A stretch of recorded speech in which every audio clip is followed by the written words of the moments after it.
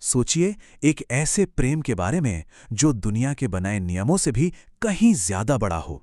और फिर सोचिए, एक ऐसे मंदिर के बारे में जहां उसी प्रेम को अंदर आने से रोक दिया जाए।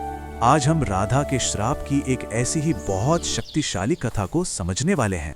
क्या ऐसा हो सकता है कि किसी मंदिर में जहां भगवान का घर हो, वहां प्यार के एक रूप को ही मना कर दिया जाए? ये सवाल हमें सीधा जगन्नाथपुरी की सदियों पुरानी एक कहानी की ओर ले जाता है। तो ये कहानी शुरू होती है वृंदावन की गलियों से। ये वो जगह है जहां राधा और कृष्ण का वो दिव्य प्रेम जन्मा और पला बढ़ा। एक ऐसा रिश्ता जो हमारी सांसारिक समझ से बहुत बहुत परे था। देखिए, ये कोई आम प्यार नहीं था। ये एक रूहानी रिश्ता था, जहां राधा की भक्ति इतनी गहरी थी कि उनका पूरा वजूद ही कृष्ण के लिए था। उनकी हर सांस कृष्ण के नाम से ही चलती थी। और फिर एक दिन राधा को कुछ पता चला। उन्हें ये मालूम हुआ कि उनके कृष्ण पुरी के एक बहुत बड़े मंदिर में भगवान जगन्नाथ के रूप में रहते हैं। बस ये सुनते ही उनके दिल में दर्शन की एक जबरदस्त इच्छा जाग उठी। ये जानने के बाद राधा ने एक सफर शुरू किया।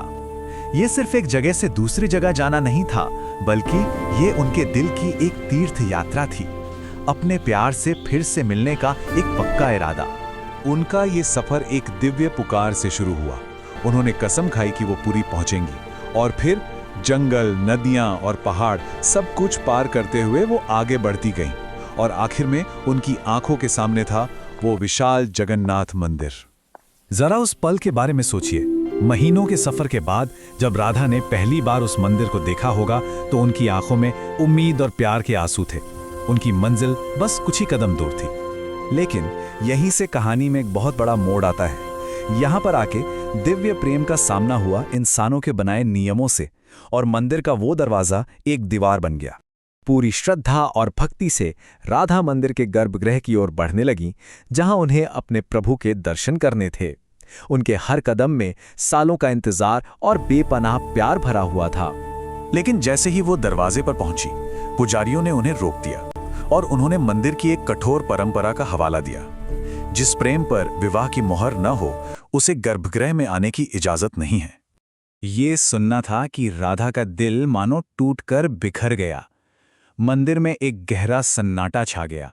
उस एक पल में उन्हें वृंदावन में कृष्ण के साथ बिताया हर वो लम्हा याद आ गया, जो किसी भी सांसारिक नियम से परे था।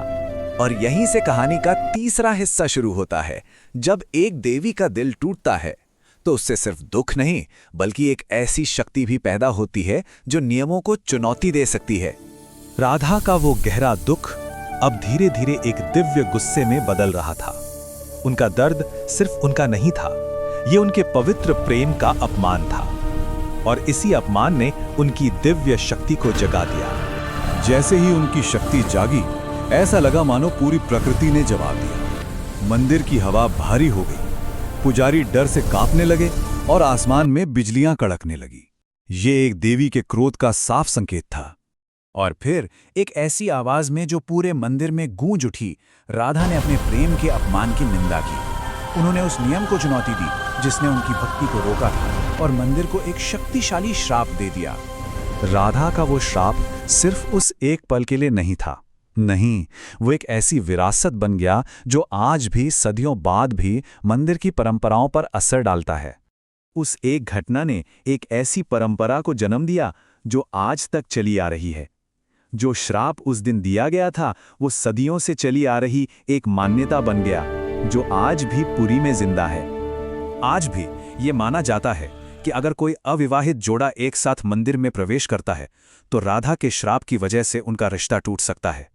ये परंपरा, जो एक दिल टूटने के पल से पैदा हुई, राधा के उस असीम प्रेम और त्याग की एक यादगार के तौर पर आज भी निभाई जाती है।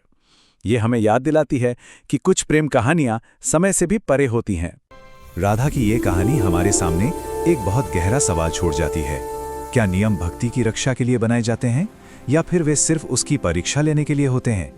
ये एक ऐसा सवाल है जिस पर हम सभी सोच सकते हैं।